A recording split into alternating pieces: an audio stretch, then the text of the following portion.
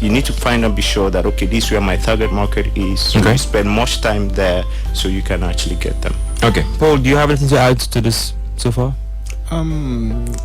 Okay, let me just add Sure, something. all right. He said, he mentioned when someone doesn't know where to start, and Stuart gave you one example that the person have to go and learn. Okay. But then in a case when you don't actually have the time to learn, Yeah. right? So you can actually look out for people that does these things. These are Okay. services. So Okay. pay them, they render the service to you, and you still do your thing. Okay. Yeah. There was something Mr. Stewart mentioned, and that was about having to learn these technologies. And I figured out, I found out that a lot of young people really don't want to devote time to learning these days. And that's why we have a lot of, we have a lot more vices really than virtues from technology and the youth, which we hopefully will come to that now. So, because the idea behind the internet was really to get things done easier or better. If you were to, technology, if you were to farm on 1 hectare of land, it would take you more time if you were to than just getting the truck and getting somebody to do that for you. Make it done quicker.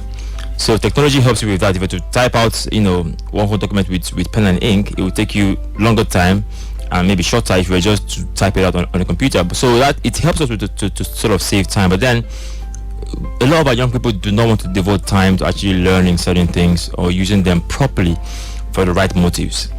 Now, why do we think that is the problem, or why do you think that is happening? Why is it that a lot of our young people don't devote as much time? Of course, we know a lot of young people who are doing fantastically well, but a large majority of them are not, and it would be nice if they did. So what's the challenge? Why is it so difficult for people to learn how to use something that would make their lives and the lives of others better? What is it? Is it a social thing? Is it a mental thing? Are people are we just lazier in this generation? Tammy, what do you think? For me, I believe that it's more of, I like to use the phrase "get rich quick" scheme. Right. If I wasn't going to use that, it's more like people want to get to Z without having to get through A, B, C, On the D. alphabet, right. Yeah. So, we have a lot of youths who see, people like Burna Boy, who see all these, in quotes, people, celebrities, people who have made it, and they just feel like they just happened overnight. Right. So when they now come in and they see that it's not really what they see, in public, or what they see, these people do. It takes a lot more. They tend to withdraw from the process. They tend to ignore the process. They tend to feel like there's an easier way out, and it's not something that started. There's no easy way out. It's not something that this mentality is not even something that started in this generation. It has always been there. So the same thing also applies to social media.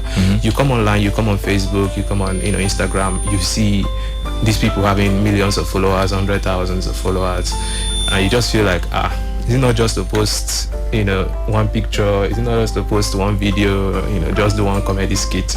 Even Brother Shaggy, when he started, he didn't have the amount of followers he has now, of course. Yeah. But there's always the place for consistency. Okay. There's always that place for consistency. You cannot just start and expect to be where the people you are looking forward to be like are in 1, 2, 3 days. It doesn't happen anywhere.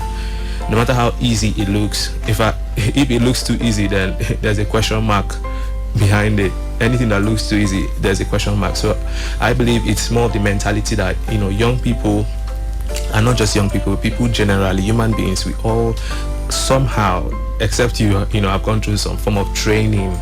Okay. I don't know if I would say it's home training or mentorship training, but if you have gone through a lot of mentorship, maybe from your parents and then from really elderly people who are wise enough to spare you that information, you really understand that whatever it is you want to go into in life, let's not just talk about the tech part of it now. It takes time. This is a real problem.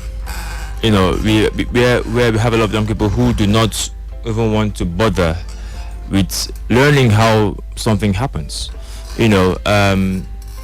Okay, well, we've discussed the internet now. I know, again, with technology, you have solutions. You want to solve a problem, and so you want to use technology. You want to create an app, for instance. You have to learn these apps. You have to learn the languages that will help, like as a base.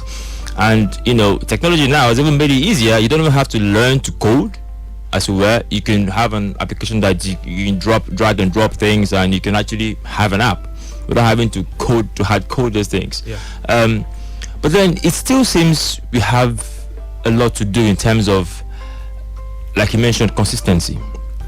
Africa, we Africans. Africa, for a lack of words, is falling slightly behind every other person who is, doing something, and we are yet to pick up really with the rest of the world. And we have smart people here.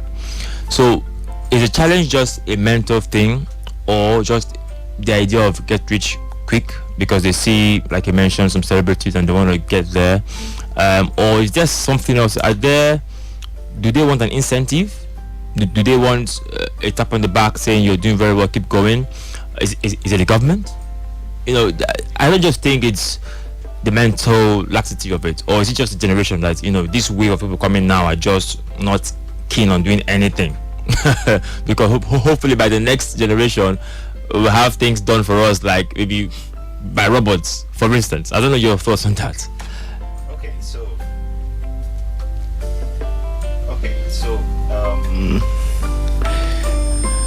Everything you mentioned, Mr. Chima, we can say they've all been part of it, yeah? Right. But first, I want to say kudos to every young techie out there trying to do something legitimate, right? I know what's like. But then again, one other thing we prefer to talk about more when it comes to the youths, the desire to get money quick. Yeah, we know government has failed. We're not arguing about that. That's for a fact. Is for those of us already in the system. Okay. We don't share our processes. Right. So I'll give you an example where we tell somebody, for example, that you should come and learn a particular thing in the tech space, and that after 2 weeks you're going to start making 750,000, and we're doing all that because we want to bring them in. Right. That can actually be a very big problem, because if I see you and you say, oh, all these things you've acquired is because of this thing you're doing, so I should come, you're going to teach me, and after 2 weeks, that's it. When I come in, is there anything like that you can do for 2 weeks? Is there? Yeah. But is that a real product? Can we do that? They are there. That's what I'm saying. So when Can I tell you to, can I actually go there and enroll for that thing? 750k in 2 weeks. That's not bad. So now the problem is what happens when you enroll and you don't make that amount. Yes. Now not to say that everything there is a scam. Yeah. So it's as if the whole tech thing is a scam. They're lying to you. So what would you do next? You look out for an easy way out. But if we start making people understand that, hey, it's tech, but it doesn't mean that everyone will have to be lazy. Yeah. The only thing now is there are certain roadblocks that our parents faced that we don't have to face now. Our parents had to travel from city to cities, villages to market their products. But now you have Google My Business, that you can just put your business on Google and people can. So if I search for Love FM right now on Google, I'm seeing every detail. I'm seeing the address, I'm seeing the phone number, I can call, I can get anything. Social media is there, so I can put up my product and boost it with just about maybe $15, and I'll be reaching thousands of people, So I think for those of us in this space, we have to now be more intentional as to documenting our process and being able to share real results with those of them that are coming in, so that they don't see like, so don't hype things really. Exactly. More than they ought to. That's the truth. So if you want to market for real. So I'll give you an example. Like you mentioned, building an app. That's what everybody will see. But the success of a tech product is not even in the development. Okay. It's actually in the business. Right. So if you build the app and you don't understand the business part of it, it becomes a problem. Right. So if you're going to the tech space now, you need to even decide if you want to be a tech freelancer, a tech employee, or a tech founder. These are three different parts. So a tech freelancer, a tech employee, Or a tech founder. or a tech founder. So Right. what do these things mean? Okay, so if I want to be a tech freelancer, means, let's say I'm a web developer, right? Okay. All I need is to be able to look out for people who will give me gigs or something. I stay at home and probably develop those products for them, majorly remotely, Okay. right? I will have to sign up on platforms like Fiverr, Upwork, Okay. my pay jobs, right? And so that I'll be able to, and it also affects how you use money. This is where a lot of people get it wrong. Some persons want to be a tech founder, but they have the mentality of a tech freelancer. Okay. If a tech freelancer makes £1 million, he can afford to use 800,000 to buy a new phone, buy a new laptop, and probably buy some more courses. But as a tech founder, if you make £1 million, almost 950,000 is going back into your business, right? Because you're running a business for real. The tech freelancer does not stand the risk of his business collapsing. Exactly. He's not paying salaries. He's not, a couple of other things a business person would do. Okay. A tech employee will be more concerned in what's it called now? How do I position myself so that a company can employ me and probably pay me maybe 500,000 or 600,000 as a web developer? Okay. So he will have to develop a couple of other skills, like soft skills, position himself places like LinkedIn and all that, prepare his profile properly. Okay. Why a tech founder will be busy attending meetings, looking out for investors, looking out for studying how to market and all that. So these are a couple of things that they need to understand on time before they even jump in. So if you just go and you build a product with just the mindset of a developer, you just think that it's because of the tools I've used to develop them. Now you're done development, let's go to the market. You weren't even sure of the market you build the product for. You don't know how you're going to market it to them. You can't prepare a pitch deck. You can't prepare a proposal. You don't know the kind of meetings you should attend to and all that. So it becomes a very big problem. You become frustrated. Yeah. Interesting conversation. We are discussing technology and the youth of the 21st century. If you're just joining us, my name is Chima. This is the Fatherhood program with the Venerable Dr. John C. Adubasim, who's not here. We are live here on Family of Herb 7.7. We are going to open the phone lines now. It's about half hour gone. If you want to call us for question and contribution, or just anything really, 084-550-977, 084-550-977, and 084-555-977, 084-555-977. You want to send us a text, an SMS, you can on 0818-239-4143, 0818-239-4143. Okay, so let's go back to the conversation now. Let's see. We have negative trends, like we mentioned. We have negative, obviously, impacts of technology, and we've seen a lot of them. We do see a lot of them: internet fraud, money fraud, ID theft, and so on and so forth. What can we say are some of the negative impacts to technology? Let's see if I can take this call before we go ahead. I'll answer that. Oh, it's gone. Okay. So please keep on calling. We'll try to get your calls as soon as we can.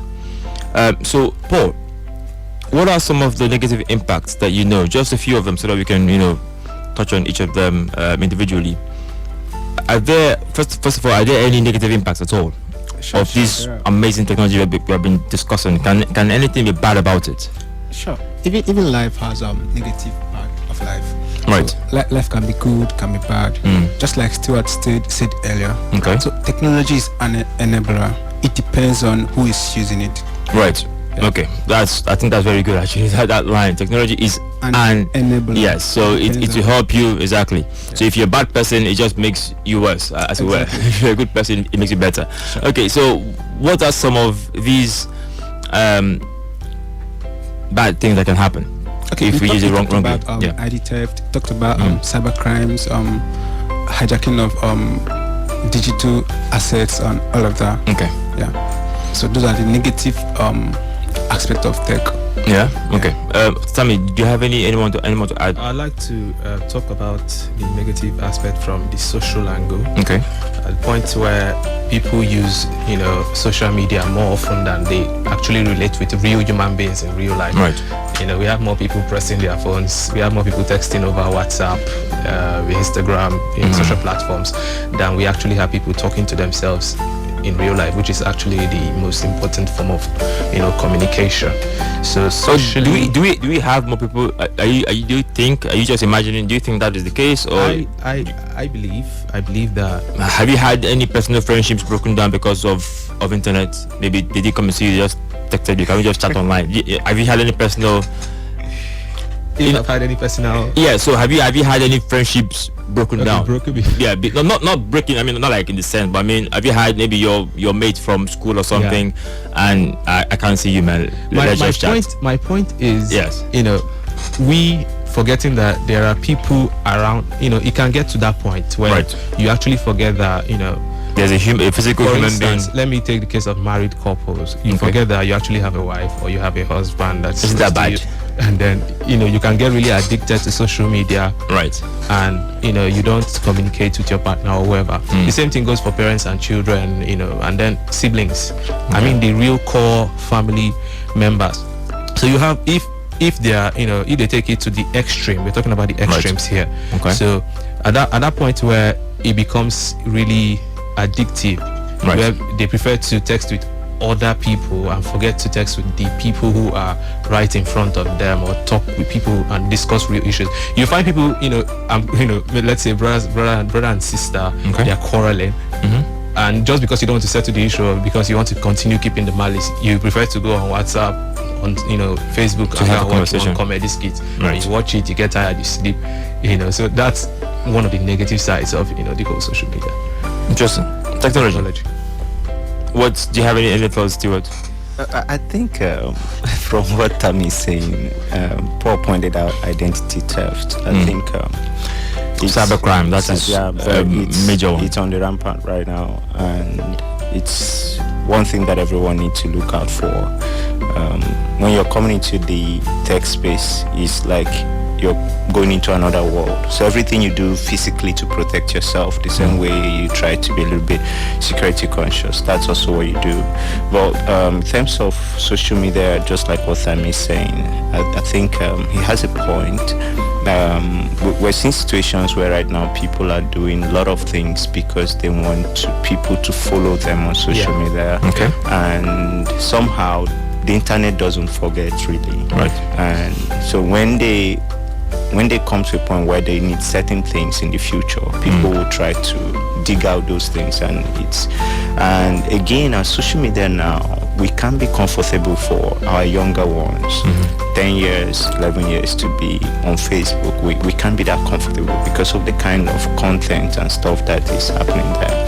And whether we like it or not, social media is gradually creating what I would refer to as a high level of selfishness within us. We're losing the love we're supposed to have. So we're in a situation now where we're more interested in, we use the word drag, we're more interested in dragging people, right, than actually talking about the good things that they've done. Why do we do that, or why does that happen? Let me just say, why do we do that? Yeah, so there's a word we use, we say we want to catch crews, Right. And so we want to follow the trend. Everyone wants to make sure He's saying it so nicely. You want to catch crews. yeah, so you want to just like let everybody know that you know what's happening. Yeah. So the moment And in fact, sorry to stop you. I mean, it's been a very. I mean, there's always one thing or the other in Nigeria, but it's been quite a very rough